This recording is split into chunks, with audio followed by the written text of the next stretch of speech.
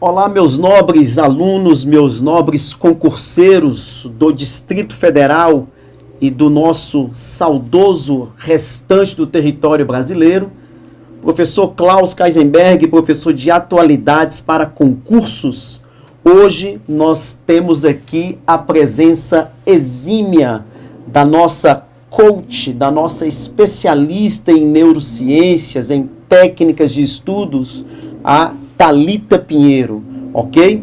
Nós vamos estar abordando aqui um assunto da atualidade de altíssima relevância, que fatalmente daqui para frente será instrumento, né, de questões em concursos, ok?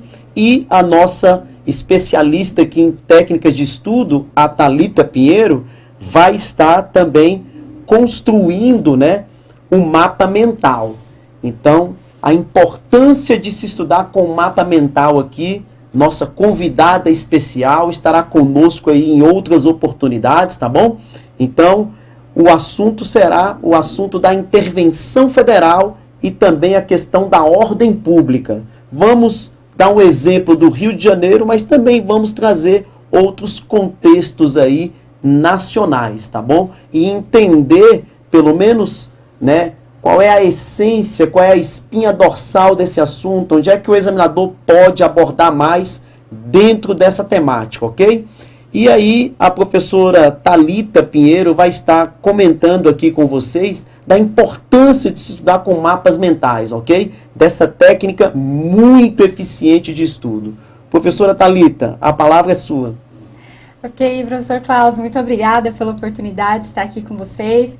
A gente vai fazer uma demonstração rápida, algo dinâmico, que é algo que você pode usar assistindo sua aula de cursinho, da faculdade, da pós-graduação, ou você pode também utilizar fazendo uma interpretação do texto que você está estudando, né, e montar o seu mapa mental. O mapa mental é show de bola para organização de informações, tá? Planejamento estratégico, é show de bola para memorização, para se manter focado, porque enquanto você monta um mapa mental, dificilmente você desfoca dos seus estudos, né? É uma técnica que te mantém focado, que é atraente para a mente, para a memória, né? É um código que traz, quando você precisa da informação, traz de forma organizada. Então, a gente vai estar trabalhando aqui só fazendo uma demonstração para vocês de forma rápida, de forma bem dinâmica, tá bom? Então, vamos fazer uma pequena introdução sobre essa temática do assunto, antes da professora Thalita começar a nos mostrar aqui a eficiência de estudos com mapas mentais, a respeito do que está acontecendo, né, no contexto aí, em especial do Rio de Janeiro. Então, trata-se de uma intervenção. Não confundir, e as bancas virão em cima disso, o fato de ter um militar não significa que a intervenção seja militar. O governo de Michel Miguel Elias Temer Lulia poderia ter escolhido outra pessoa qualquer, uma pessoa da Polícia Federal, um político, né, enfim, mas ele optou por escolher um general do Exército, né, o comandante militar do leste, né, General Braga Neto, ok? Diretoria, põe na tela aí para nós, por favor. Então, Thalita, o que acontece, né? O tema macro aí, né, da chamada intervenção federal, ok? Como nós falamos agora há pouco para vocês, o fato de ser um militar não significa que seja uma intervenção militar, pelo contrário, é uma intervenção civil, cujo amparo estará em artigos importantes da nossa Constituição. O artigo 34, o artigo 36 e vale também você dar uma olhada no artigo 60, no parágrafo 1º, motivo pelo qual é justamente no artigo 60 que vai nos trazer a informação preciosa que enquanto se houver uma intervenção federal, não se pode ter mudanças aonde? No texto constitucional. Observe, meu nobre aluno, meu nobre candidato, ok? Não pode ter mudança no texto constitucional. Não significa que eles não possam discutir determinados assuntos, não significa que possa ser aprovado projetos de lei, né, mudança em lei ordinária, lei complementar, o que você não pode ter é mudança na Constituição. Essa informação você vai encontrar lá no artigo 60 da Constituição. E o artigo 34, 36, de certa forma, né, em sua essência, ele vai trazer lá quais são as ocasiões em que se ocorre a intervenção federal. É bom você entender de forma escalonada. Como de forma escalonada? A União vai intervir nos estados e os estados vão intervir nos municípios. Alguns defenderam que a intervenção do Temer no estado do Rio de Janeiro foi intervenção branda. Por quê? Porque foi uma intervenção no Poder Executivo na área de segurança pública. E nós sabemos que está tendo uma desarmonia nos poderes estaduais legalmente constituídos. Olha o exemplo da Alerj, né? A prisão lá dos deputados, do presidente da Câmara, ok? Olha a questão do Poder Executivo, tá bom? Olha o braço da Lava Jato, né? Do governo federal no Rio de Janeiro, lá com o juiz Marcelo Bretas, né? Mas, enfim, devido ao quadro de insegurança coletiva que afeta a população do Rio de Janeiro há décadas, optou-se por uma intervenção na área de segurança pública, com a nomeação de um general do Exército. Muito cuidado, eu vejo as reportagens trazerem a seguinte menção: é a patente mais alta das Forças Armadas. Então isso vale, né, é de bom grado nós colocarmos um complemento. É a patente mais alta das Forças Armadas em tempos de paz. Um oficial general de 4 estrelas, que pode ser do Exército, da Marinha ou da Força Aérea. Mas a patente mais alta é o chamado general 5 estrelas, que nós vamos dar o nome de marechal. Esse aí só em tempos de guerra. Então você tem como interventor o general 4 estrelas, general Braga Neto, né, que já tem uma vasta experiência, várias condecorações e conhece bem o terreno, já que ele foi o responsável pela segurança dos Jogos Olímpicos lá em 2016, aonde se empregou o maior esquema de toda a história das Olimpíadas da era moderna. Foram quase 90 mil agentes de segurança, por sob a liderança do Braga Neto, do general Braga Neto, esse mesmo que é o interventor. Então, lembrando aqui que esse interventor ele só responde ao presidente. Ele não vai estar subordinado ao governador do Rio, não. A intervenção é federal, então o interventor vai prestar, né, esclarecimentos, prestar informações, só vai responder ao presidente na cadeia de comando. Uma outra coisa que eu estava conversando aqui com a nossa exímia, né, especialista em neurociências, né, técnica de estudos, a respeito do que vem ocorrendo no Rio de Janeiro, já com uma certa frequência, são as chamadas ações de GLO. Então, quais são as ações de GLO, meu nobre concurseiro, meu nobre aluno, né? Primeiro vamos definir aqui o que é GLO, ok? É a chamada garantia da lei e da ordem, ok? Onde que a GLO encontra amparo? No artigo 142 da nossa Constituição. Então, o que traz o artigo 142 em sua essência, no seu bojo, né? As Forças Armadas, né, por sobre, né, o comando supremo do presidente da República, né, tem como pilares principais, né, a hierarquia e a disciplina, ok? Né? Tem o dever constitucional, a missão constitucional de quê? De garantia dos poderes e também da pátria, ok?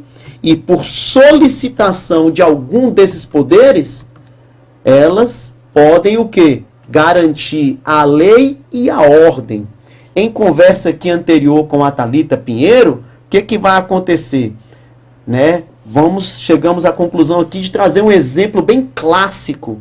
O ano passado, em 2017, dia 24 de maio, né, a chamada quarta-feira cinzenta, né, do movimento Ocupa Brasília, também difundido pela mídia como greve geral, você teve uma ação de GLO.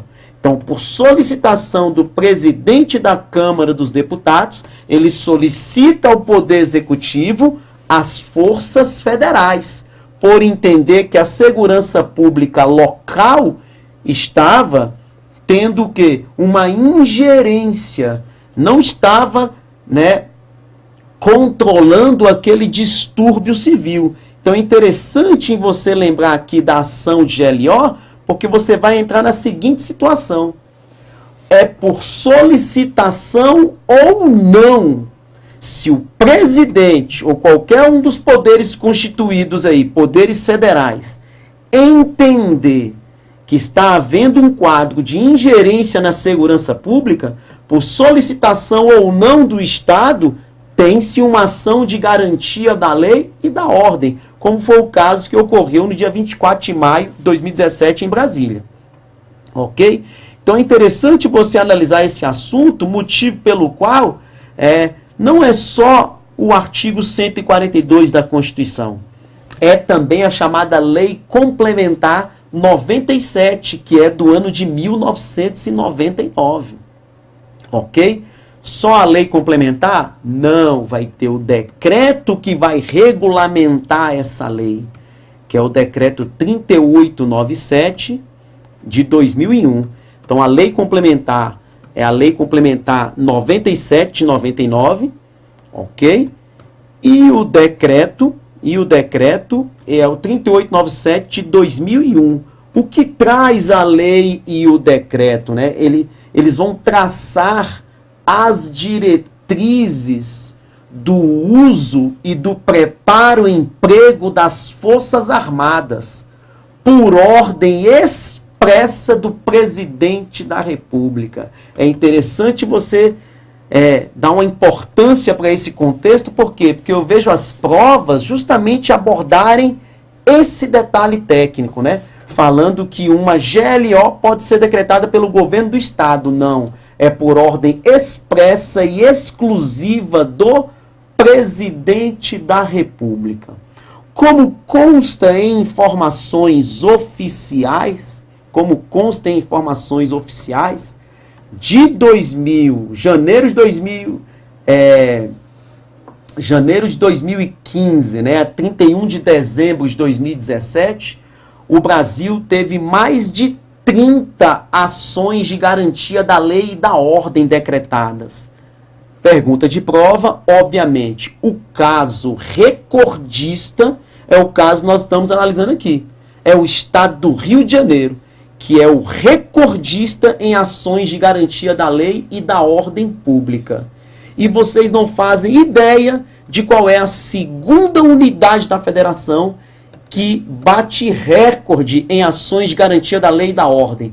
É o Distrito Federal. Aí você começa a refletir, mas poxa, o DF não é igual ao Rio em termos de violência urbana. Por que tem tantas ações de garantia da lei e da ordem? Pela particularidade, pela especificidade que tem o local. Isso aqui não é uma cidade qualquer, é a capital da República.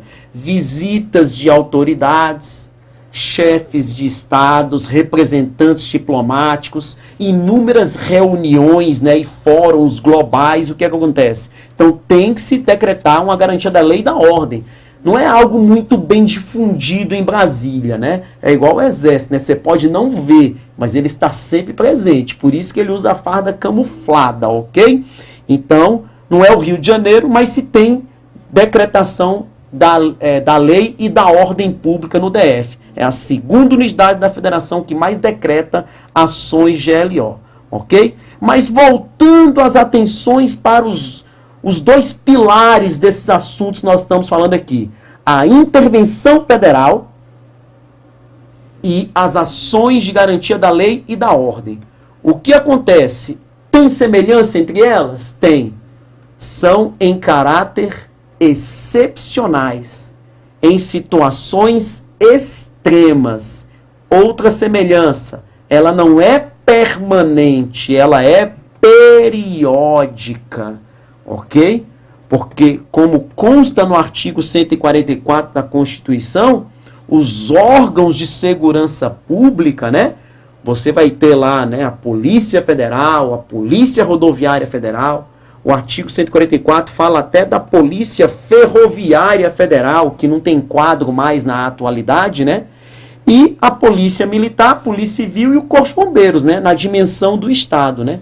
Então você tem dentro da dimensão estadual as polícias, né, civil e militar, e o Corpo de Bombeiros, que integram os órgãos de segurança pública, ok? Mas quando se tem uma desestabilização, como é o caso do Rio de Janeiro, aí você faz uma coisa ou outra. O ineditismo está na intervenção federal, motivo pelo qual nunca antes, após o texto constitucional de 88, se decretou uma intervenção. É a primeira vez dentro da Constituição que isso está ocorrendo, dentro da Constituição de 88, que isso está ocorrendo, é no Rio de Janeiro. Agora, as ações GLO não, elas já são bem conhecidas, né, da opinião pública, né, dos diversos meios de comunicação e da sociedade, ok? Como foram os exemplos do Espírito Santo, do Rio Grande do Norte, a greve da Polícia Civil, ok? Rio Grande do Sul, Bahia também constantemente, né, contam com a decretação de ações de garantia da lei e da ordem, tá bom? Agora, por que se tem, né, esse contexto aí? Vejamos. O Brasil, pelas próprias dimensões continentais, ele tem que ser analisado de uma maneira diferenciada. O que vai acontecer, meu nobre concurseiro? Você tem várias fronteiras aqui, que nós estamos acostumados a olhar para o mapa e ver só a fronteira terrestre. Aproximadamente 19 mil quilômetros de fronteira que o Brasil tem com os países da América do Sul, ok? Mas tem também a fronteira marítima, os outros quase 8 mil quilômetros de costa, e tem a fronteira aeroportuária. Então, devido o Estado ter dificuldade, até mesmo por questões orçamentárias, em alocar os representantes, né, da segurança pública e da defesa, né, do território nacional, você tem essa vulnerabilidade. Isso aqui não é um país qualquer, isso aqui é a maior passagem de drogas e armas do planeta na atualidade. Então isso é fator decisivo para você entender o caso, por exemplo, do Rio de Janeiro, esse quadro de violência urbana. Agora, tem também as falhas do governo estadual. Vou dar um exemplo clássico aqui, Thalita, do Rio de Janeiro. A Rocinha é o maior ponto de venda de drogas e armas do Rio de Janeiro. A Rocinha tem 3 entradas, que são as mesmas 3 saídas. Então, o governo local não consegue delimitar 3 entradas, ok? Devido à ingerência na segurança pública, e olha para o governo federal e fala que ele tem que delimitar as fronteiras 24 horas por dia. Com tecnologia você chega próximo disso, mas nem os Estados Unidos consegue, né, fazer essa fiscalização plenamente com eficiência, né? E olha que a fronteira dele com o México é uma fronteira de 3 mil quilômetros aproximadamente e seca. Nós aqui com a Amazônia, a fronteira densa, né? A fronteira molhada, fronteira complicada, né? Você tem um pelotão de fronteira das Forças Armadas e o outro vai estar a 500, 600, 400 quilômetros, tá bom? Então, a ideia é fazer você dar uma importância para esse assunto, motivo pelo qual esse assunto fará parte das provas de língua portuguesa no que tange ao contexto da interpretação, como temas da atualidade voltados para a redação e nas questões de atualidades propriamente dito. Então você tem que ter o poder de síntese, tem que estudar com qualidade, não é com quantidade. E nada melhor do que você aproveitar, né, e se valer dessa técnica muito eficiente que é o mapa mental, que obviamente não vai servir só para a atualidade, né? Tem uma vasta área de utilização para todas as matérias relativas a concurso público, né? Pós-graduação, graduação, enfim, ok? Eu uso e eu aprovo, é muito eficiente, tá bom? Professor, só para completar aqui para os alunos que estão acompanhando, a da Rocinha, 3 fronteiras, certo? 3 entradas, que são as mesmas 3 saídas. 3 entradas, isso 3 oficialmente, saídas. né, que nós conhecemos, né? Isso. E aqui é diretrizes... Diretrizes para o uso e preparo e emprego das Forças Armadas.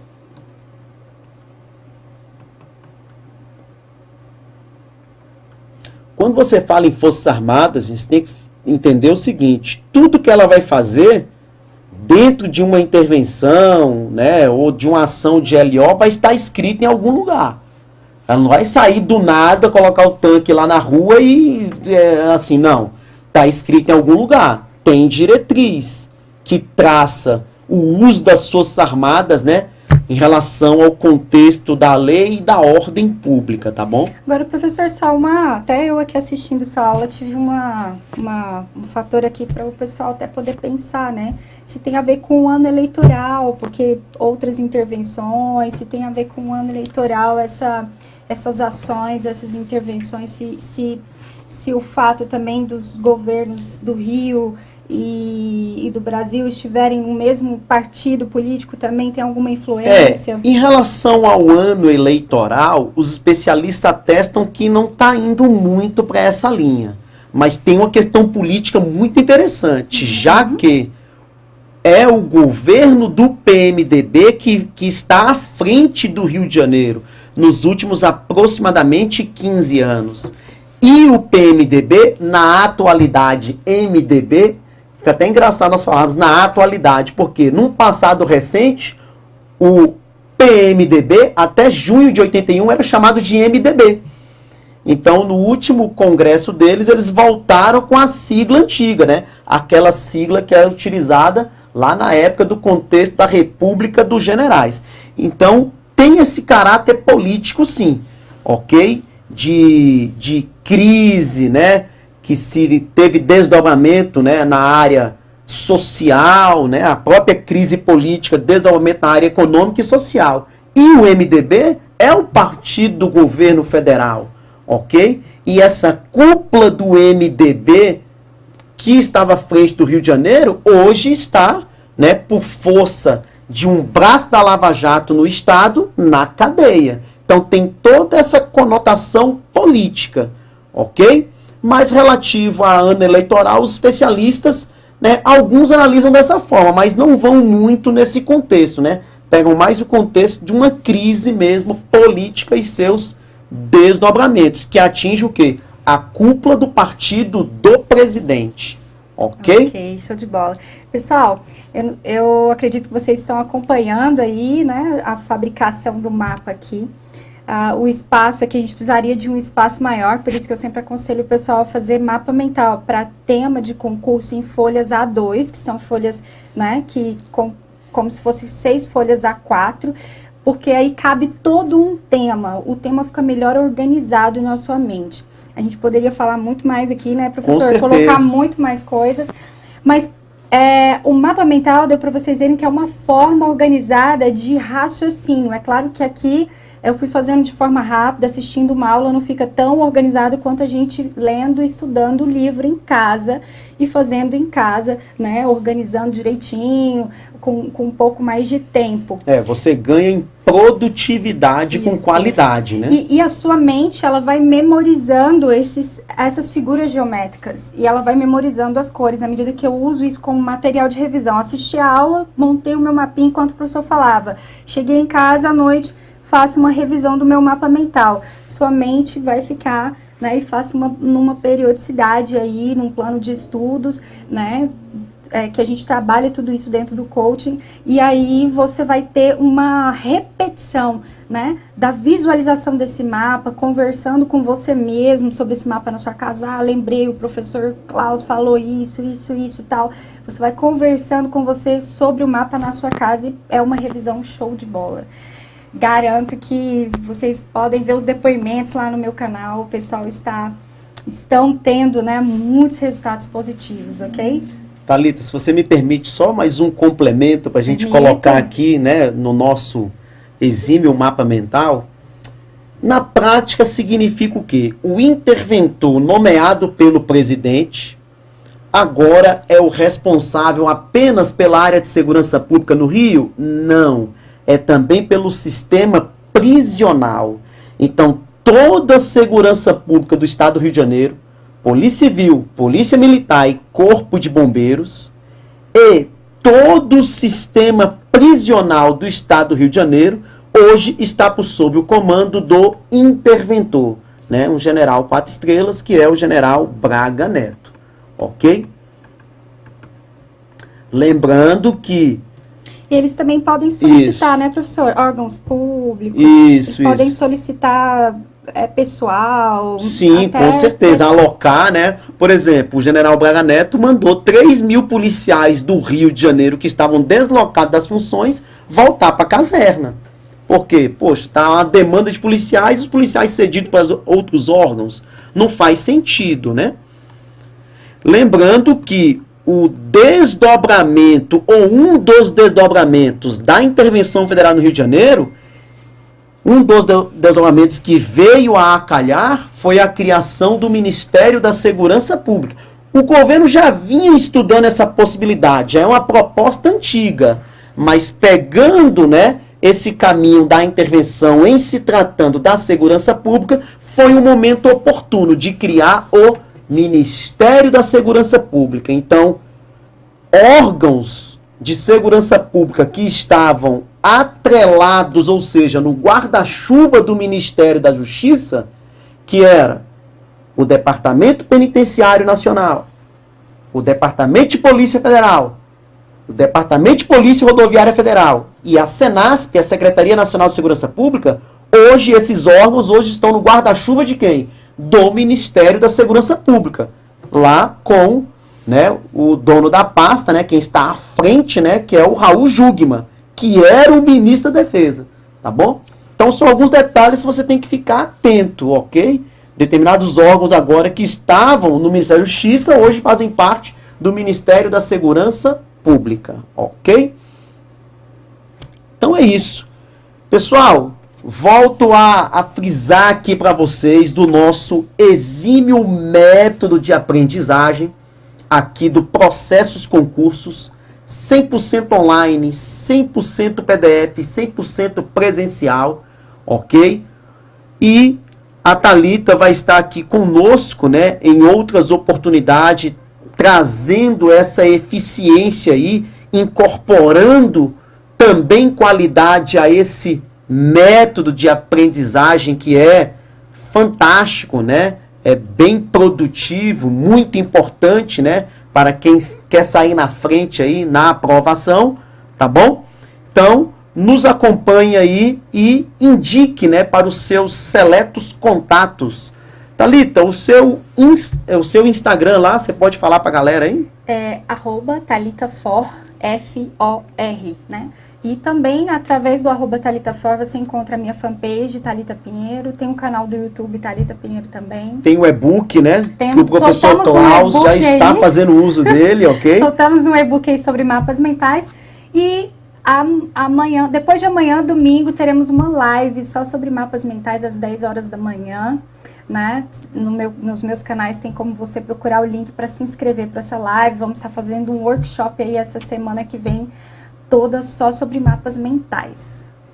Ok, então com isso nós finalizaremos aí e siga-nos nos nossos canais aí de comunicação nas redes sociais. Até a próxima com novos temas e novos mapas mentais.